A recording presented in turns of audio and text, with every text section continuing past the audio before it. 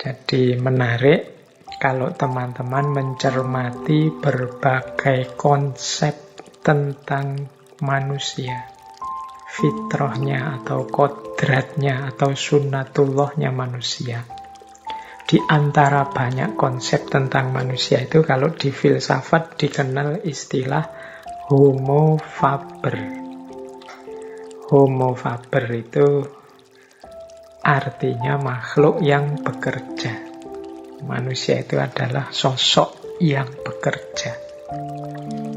Ini saya tampilkan di slide itu beberapa identitas kodrati manusia yang banyak dibahas dalam kajian-kajian tentang manusia atau filsafat manusia. Dalam cermatan saya itu bisa dikategori dalam 4 klaster fitrahnya manusia itu. Yang pertama adalah manusia itu adalah makhluk yang rasional, animal rasional. Kadang-kadang disebut sebagai makhluk yang intelek, punya intelijensi.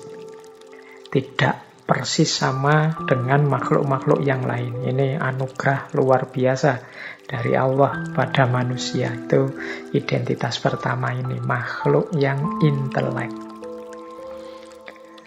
Di bagian makhluk intelek ini, manusia itu sering disebut yang pertama sebagai homo sapiens.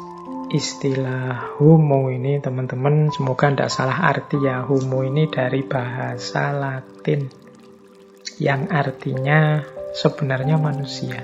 Jadi dia merujuk pada satu genus dari kera besar kalau pakai bahasa biologi ya. Yang salah satu genusnya itu ya manusia. Nah ini kalau dalam bahasa Latin disebut homo. Maka homo sapiens itu ya kalau dimaknai letterlek ya genus manusia ini yang bisa berpikir. Atau kadang-kadang mudahnya ya diterjemahkan saja bahwa manusia itu makhluk yang berpikir. Berbeda dengan makhluk-makhluk yang lain.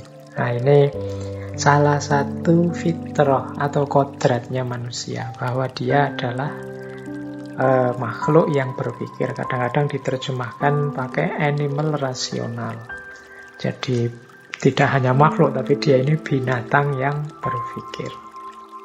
Baik, kalau ini buku-bukunya banyak yang menjelaskan betapa manusia itu dia punya penciri utama yaitu berpikir. Yang kedua, bagian dari manusia sebagai makhluk intelek adalah namanya homo mensura. Homo mensura itu, istilah ini sebenarnya satu konsep yang dikemukakan seorang filosof Yunani namanya Protagoras. Homo mensura itu makna letterleknya manusia adalah makhluk yang menilai, makhluk penilai. Maksudnya bukan kok seperti dosen-dosen atau guru-guru memilih nilai muridnya. Maksudnya manusia itu adalah yang menetapkan semua standar-standar nilai dalam hidup ini. Manusia itu dalam hidupnya selalu memberi nilai, apakah itu kebenaran, keadilan, hukum, dan lain sebagainya.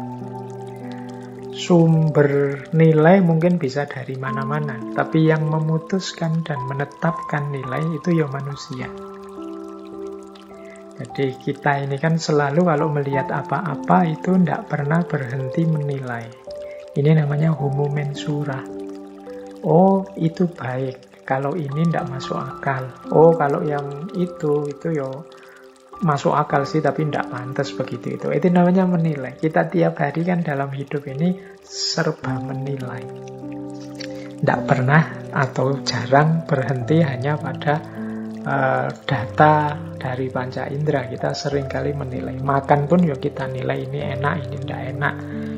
Ini terlalu jauh. Wah, kalau itu terlalu berkhayal, ngawur itu. Oh, kalau kita selalu menilai.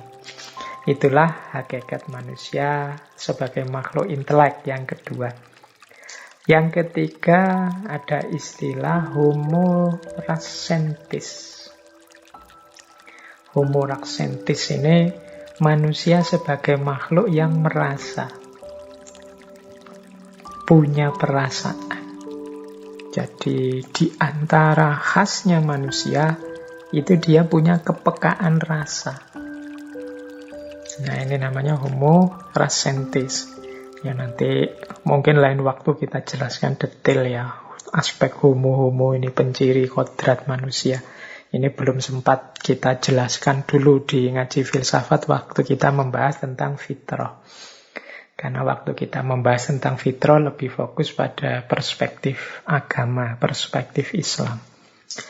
Nah, kemudian ada juga Homo volens. Homo volens ini manusia itu makhluk yang berkeinginan. Jadi manusia itu tidak pernah puas di satu titik. Dia ingin yang baru, menciptakan lagi, berkeinginan lagi. Itu manusia sebagai Homo volens. Kemudian manusia sebagai Homo educandum. Homo educandum itu manusia itu makhluk yang dapat dididik. Seperti apa karakter seseorang, seperti apa kepribadian, sosok, keterampilan, dan lain sebagainya. Itu bisa ditanamkan pada manusia dan bisa sukses karena manusia itu punya karakter bisa dididik. Kita itu bisa dilatih apa saja sesuai ideal-ideal atau cita-cita yang kita inginkan. Kita ingin menjadi orang ini atau menjadi orang seperti itu atau membentuk karakter kita begini atau begitu, itu pasti bisa asal kita terbuka untuk dilatih, untuk melatih diri atau untuk dididik. Karena memang pencirinya manusia itu Homo educandum. Tidak ada manusia yang paket jadi. Jadi manusia itu perlu disosialisasikan, dididik, dibentuk, dan lain sebagainya.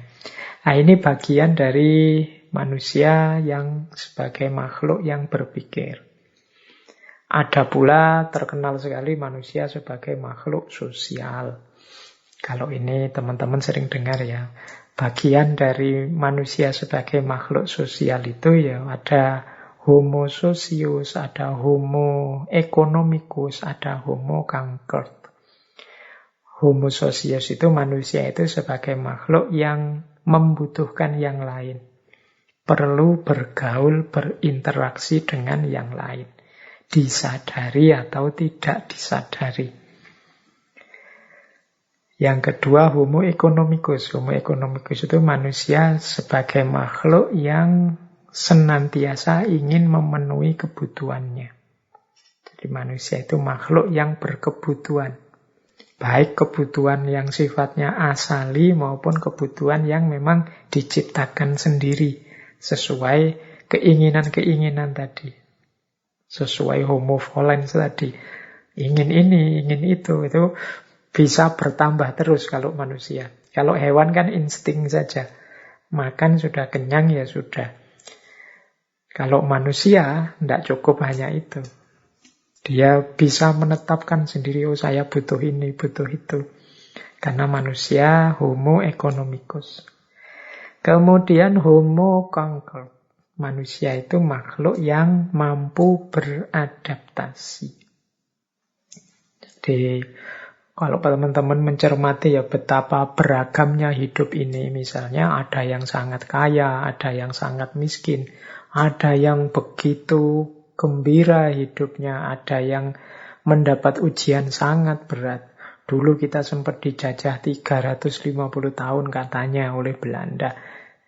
Itu pun ternyata ya tidak kiamat. Kita tetap bisa beradaptasi. Karena memang di antara kekhususan fitrah manusia itu kemampuannya beradaptasi. Menghadapi situasi apapun, kemampuannya untuk survive. Nah, ini makhluk sosial. Ada lagi, sering juga kita dengar manusia itu sebagai makhluk Tuhan, ciptaan Tuhan.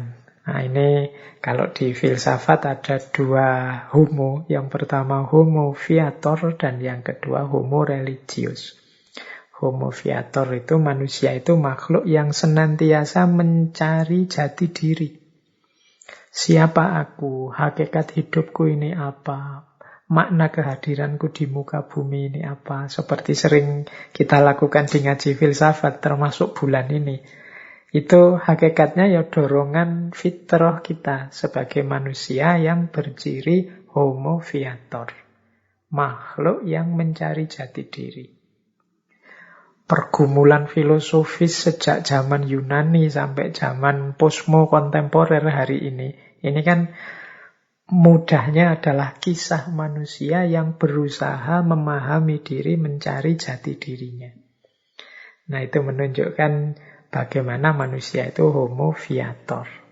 Yang kedua, homo religius. Jadi ini mungkin sering kita dengar ya bahwa manusia itu ada dorongan fitrah dalam dirinya untuk beragama atau bertuhan. Karena dia punya penciri homo religius. Nah, ini mungkin dulu pernah kita jelaskan di beberapa sesi filsafat ketuhanan. Bagaimana hakikat religiusitas manusia. Bagaimana dorongan-dorongan untuk beragama, untuk bertuhan. Nah, yang terakhir, ini yang kita angkat malam hari ini, yaitu manusia itu makhluk yang bekerja.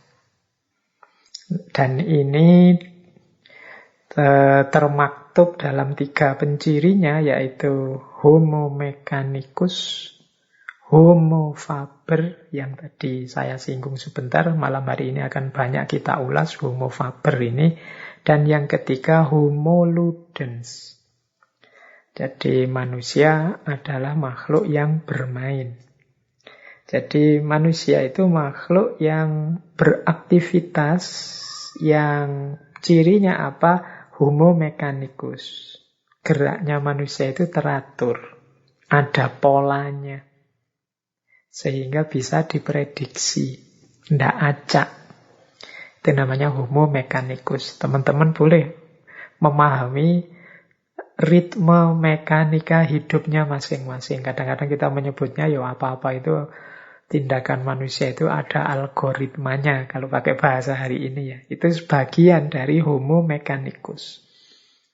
Kalau hubungannya dengan manusia. Jadi karena manusia itu makhluk yang bergeraknya teratur. Bisa dibaca polanya. Nah, yang kedua homo faber. Nah, ini yang nanti kita bahas ya, homo faber itu manusia itu makhluk yang berkarya atau bekerja. Yang ketiga homo ludens. Kalau homo ludens ini manusia makhluk yang bermain.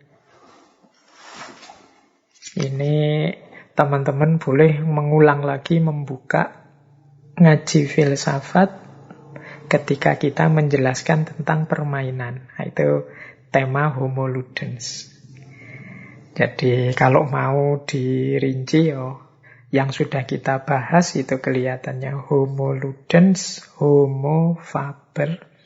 Kalau homo sapien mungkin bagian dari berpikir kritis, berpikir kreatif dan lain sebagainya. Kemudian mungkin homo religius itu banyak kita ungkap di sesi-sesi ketika kita membahas agama. Semoga nanti aspek-aspek fitrah kodrati manusia yang lain bisa kita angkat semua satu-satu ya pada saatnya. Baik, jadi homo faber atau kerja atau karya itu adalah bagian dari kodrat fitrah manusia.